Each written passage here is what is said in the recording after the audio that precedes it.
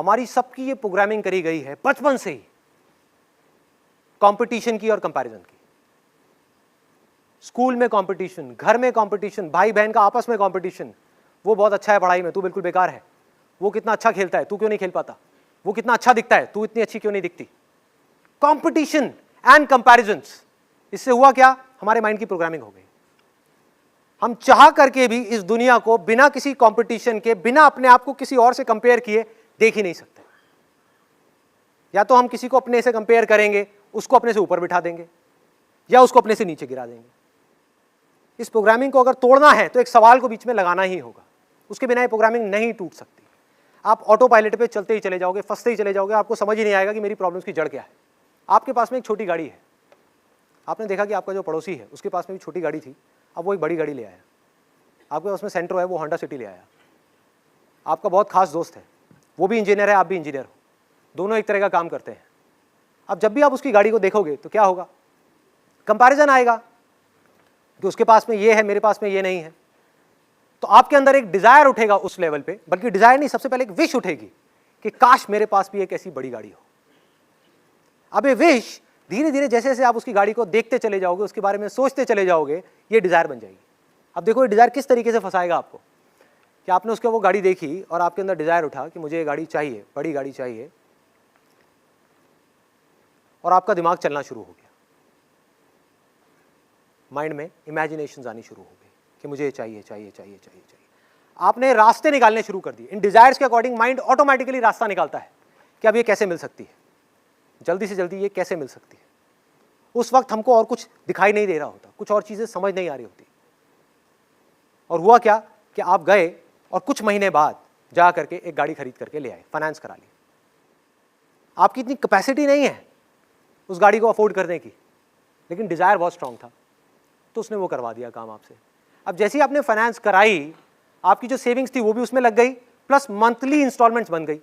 आपकी सैलरी का एक बहुत बड़ा हिस्सा 20% या 30% उस इंस्टॉलमेंट में जाने लग गया। सोचो, अगर आपके बॉस को इसके बारे में पता लग गया तो वो क्या कर सकता है। उसको ये समझ आ जाए कि आपके अंदर इस गाड़ी को खोने का डर है कि अगर किसी वजह से मेरी ये गाड़ी मेरे हाथ से चली गई तो मैं क्या करूंगा, इस सोसाइटी में जाकर के कैसी अपनी शक्ल दिखाऊंगा लोगों को। छोटी गाड़ी में आ गया वापस से बड़ी गाड़ी से, तो उस गाड़ी से आपको इतनी अटैचमेंट हो गई, उस पर किसी ने स्क्रैच मारा तो लड़ाई झगड़ा, कुछ भी हुआ तो प्रॉब्लम।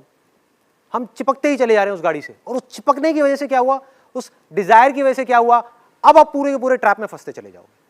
ये मैंने एक गाड़ी का एग्जाम्पल लिया है, ऐसे और बहुत सारे एग्जाम्पल्स हैं। और हुआ क्या कि जैसे उस बॉस को ये समझ आया कि अब आप इस नौकरी को छोड़ना अफोर्ड नहीं कर सकते, अगर आपने छोड़ी तो आपकी इंस्टॉलमेंट्स इतनी ज्यादा है इस गाड़ी की, क्या प्रॉब्लम में आ जाओगे। तो अब वो बॉस क्या बोलेगा आपको कि आपको डेली 2 से 3 घंटा ओवर टाइम करना है। क्या आप मना कर पाओगे? यस और नो? नहीं कर सकते। आप फंस गए हो और आप इस चीज को समझ ही नहीं पाओगे आप फंसे किसकी वजह से हो। आपके अंदर एक डर पनपेगा कि अगर मैंने जॉब छोड़ दी और 3-4 महीने तक मुझे कहीं और जॉब नहीं मिली तो मेरा क्या होगा, ईएमआई कहां से दूंगा, मेरे घर के खर्चे कहां से निकलेंगे, ये कैसे होगा, वो कैसे होगा। फंसते चले गए। आपके अपने डिजायर ने बॉस के थ्रू आपको फंसा दिया। और उसके बाद में जैसे जैसे आप आगे बढ़ते चले जाओगे, वहां पर जितना आपका टॉर्चर होगा, वो टॉर्चर आकर के आप कहां निकालोगे, अपने घर पे, अपनी फैमिली पर गुस्सा करोगे। तुम्हें पता नहीं है मेरे पे कितना प्रेशर है, मेरे पे कितना स्ट्रेस है। इस स्ट्रेस को क्रिएट किसने किया? जहां आपके डिजायर्स की वजह से आपने अपनी चादर से ज्यादा पैर फैलाए, प्रॉब्लम शुरू। अब सोचो इसमें करना क्या है, इस सिचुएशन से कैसे निकल सकते हैं। कि जिस वक्त हमारे अंदर ये डिजायर उठे कि मुझे भी ये बड़ी गाड़ी चाहिए या कुछ भी चाहिए, तो अपने आप से रुक करके पूछना है, क्या सच में मुझे चाहिए, या सिर्फ कंपैरिजन की वजह से, कंपटीशन की वजह से मैं अननेसेसरी अपने ऊपर एक प्रेशर क्रिएट कर रहा हूं। Do I really need it? जहां आपने सवाल पूछा, आप इस पूरी की पूरी प्रॉब्लम से 1 सेकंड में बाहर आ गए।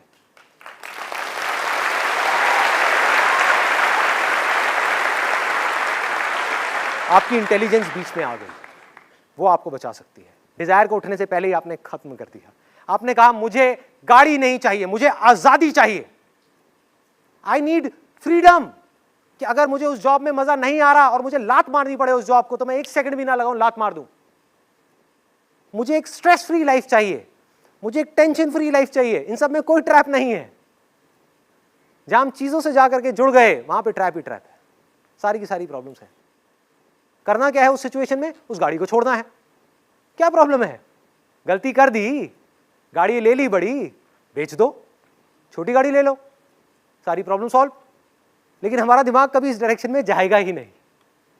सारा का सारा जो खेल है वो मन का है। मन है प्रॉब्लम। लोग कर क्या रहे हैं? अपने मन की सुन रहे हैं, मन से प्यार कर रहे हैं, भगवान से डर रहे हैं। करना क्या है? इसका उल्टा, भगवान से प्यार करना है और मन से डरना है।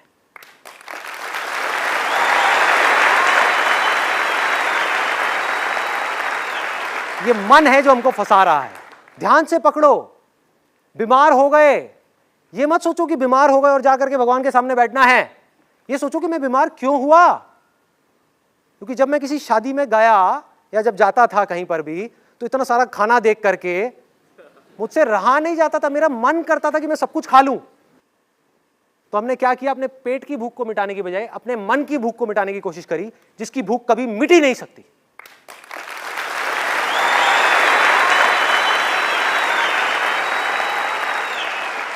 खाते रहे खाते रहे खाते रहे, जा करके हॉस्पिटल में पहुंच गए। अब भगवान को बोल रहे हैं, भगवान तूने ये क्या कर दिया। अरे वो भी हंसता होगा, वो कहता होगा भाई कर क्या रहा है तू, देख तो सही तेरा मन तुझसे क्या करवा रहा है। इस मन को वश में करना है। मन क्या है? डिजायर्स और अटैचमेंट्स, दैट्स इट। आप खुद एक चीज से या एक सिचुएशन से या एक इंसान से अटैच हो जाते हो, जहां आप उसके साथ में चिपक गए तो क्या होगा? उसका सुख दुख आपका सुख दुख बन गया। वो मिला तो खुश, नहीं मिला तो परेशान। किसने कहा है चिपकने के लिए? फॉर एग्जाम्पल, अगर आपको उठा करके आपकी गाड़ी की वजह से आपके बॉस ने एक पिंजरे में डाल दिया, पिंजरा ही हो गया ना, कि ना आप उस जॉब में मजा आ रहा है आपको, ना उसको छोड़ सकते हो ना कर सकते हो। बेमन के किसी काम को करोगे तो क्या तरक्की करोगे उस पर? कहाँ आगे बढ़ोगे? काम का असर किस पे आएगा? रिलेशनशिप्स पे आएगा। सब कुछ जुड़ा हुआ है और हम फंसते ही चले जाएंगे। हमें बनने के डिजायर्स पैदा करने हैं कि मुझे कुछ बनना है, जो भी मैं आज हूं उससे बेटर बनना है। मैं एक पेंटर हूं तो मुझे एक बेटर पेंटर बनना है, मुझे और चाहिए। ये खतरनाक डिजायर है।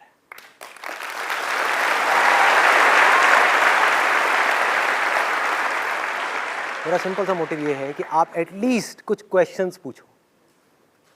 साइंस क्या है? It's all about questioning. अगर एक सवाल नहीं होता तो आज साइंस नहीं होती। एक आदमी आराम से पेड़ के नीचे बैठा हुआ था, उसके पास में एक एप्पल गिरा। सर पे गिरा था या पास में गिरा था?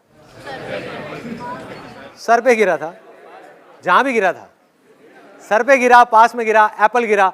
उसने देख करके पूछा कि एप्पल नीचे क्यों आता है, ऊपर क्यों नहीं जाता? Law of gravity was born in that particular moment. Question क्या है? एक डिजायर है। एक डिजायर है कुछ जानने का। जो आपने पूछा ना, किस तरह के डिजायर सही है, किस तरह के नहीं है। Questioning is also a desire which will lead you down to intelligence, जो आपकी इंटेलिजेंस को बढ़ा देगा। और एक डिजायर है चीजों का, जो आपकी इंटेलिजेंस को कम कर देगा। एक क्वेश्चन पूछो कि हम ये कर क्यों रहे हैं, कि मैं अपने पड़ोसी की गाड़ी को देख करके ये क्यों चाह रहा हूं कि मुझे भी वो गाड़ी चाहिए। ये मेरा अपना डिजायर है या बचपन से मेरी ऐसी कंडीशनिंग हुई पड़ी है, बचपन से मेरी ऐसी प्रोग्रामिंग हो गई है, competition competition competition, comparison comparison. क्या उस गाड़ी में बैठने के बाद में बहुत मजा आने वाला है? क्या वही जिंदगी है या जिंदगी कुछ और है? पिंजरा जैसा मर्जी हो, सोने का भी हो, है तो पिंजरा ही ना भाई।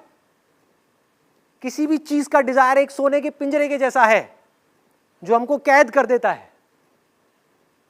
क्वेश्चन पूछने का डिजायर बढ़िया है, आपकी इंटेलिजेंस को बढ़ाएगा। किसी भी काम में आपको एक्स्ट्रा ऑर्डिनरी होने के लिए आपको क्वेश्चंस पूछने ही पड़ेंगे। बिजनेस में आपको डेली 1000 बार सवाल पूछने पड़ेंगे कि मेरे कस्टमर्स को क्या चाहिए, क्या चाहिए, क्या चाहिए। उनकी रिक्वायरमेंट को समझना है, अपने आप को बेटर बनाना है। जिसकी सवाल पूछने की आदत है वो किसी भी फील्ड में चला जाए वो कामयाब हो जाएगा।